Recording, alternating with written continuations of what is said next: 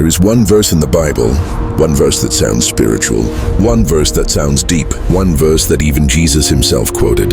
But it's also the same verse the devil used to try to deceive the Son of God. And for over 2,000 years, he has been using it again and again and on believers. Today, we're going to expose it, because the enemy doesn't always lie by changing scripture. Sometimes, he lies by quoting it.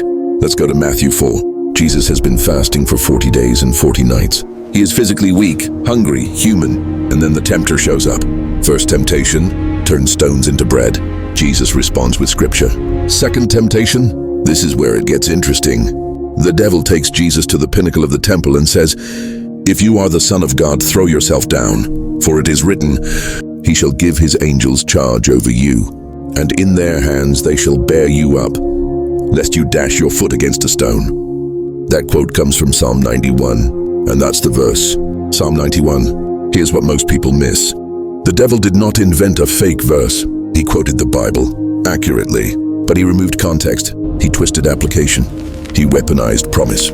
Psalm 91 is a promise of protection for those who dwell in the secret place of the Most High. It's about trust, dependence, obedience. But the devil used it to promote something else. Reckless presumption. Jump, God will catch you. In other words, force God to prove himself, and that same deception is still happening today. How many times have you heard someone say, "God will protect me," and they step into danger carelessly? Or, "Nothing bad will happen to me," Psalm 91, but they ignore wisdom, ignore obedience, ignore God's timing. The enemy turns promises into permission slips. He shifts trust into testing. There's a difference between trusting God and testing God. Jesus answered the devil, "It is written again, you shall not test the Lord your God." Notice something powerful. Jesus didn't say Psalm 91 was wrong. He said it must be balanced with the whole counsel of Scripture. One verse cannot override the heart of God. The devil has used one consistent strategy for 2,000 years. Half-truths. He did it in the garden. Did God really say? He did it in the wilderness. For it is written, he does it now. Isolate a verse, detach it from context, twist its purpose, apply it selfishly, and suddenly, deception feels spiritual. This is why knowing Scripture is not enough. You must understand it. Even the enemy knows verses, but he does not submit to them. You might not be standing on a temple rooftop, but you face similar temptations.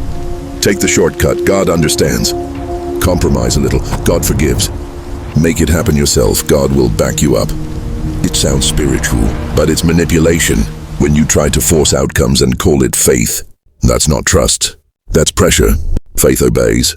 Presumption demands. Faith waits. Presumption jumps. Psalm 91 is powerful, but it was never meant to remove wisdom, obedience, or submission. Here's the deeper danger. When someone misapplies Psalm 91 and things go wrong, they blame God. Instead of realizing they stepped outside His will, protection is promised to those who dwell, not those who dare God to act. The enemy wants believers disappointed with God. So he whispers, "Jump, He has to catch you." And when you fall, He whispers again, "See, God failed you." That's the trap. Notice Jesus' method. He didn't argue emotionally. He didn't explain theology. He responded with Scripture in context. It is written again. That word again is powerful. It means Scripture must interpret Scripture. You cannot build doctrine on one isolated promise. The whole word must agree. When the enemy quotes one verse, you answer with the full counsel of God. The devil used Psalm 91 against Jesus, but Jesus fulfilled Psalm 91 through obedience, not recklessness. Protection is connected to relationship. The promise is connected to dwelling. And dwelling means staying aligned with God's will, not forcing His hand. The enemy doesn't fear believers who quote verses. He fears believers who understand them. For 2,000 years, the enemy has used one verse to push people into presumption, and he will keep doing it. But now you see the pattern. The next time you hear, "God will protect me, I can do this," pause, ask, "Is this faith, or am I testing God?" Because true faith does not jump to prove a point. True faith obeys and lets God decide the outcome. Stay in the Word. Study context. Know the whole counsel of God.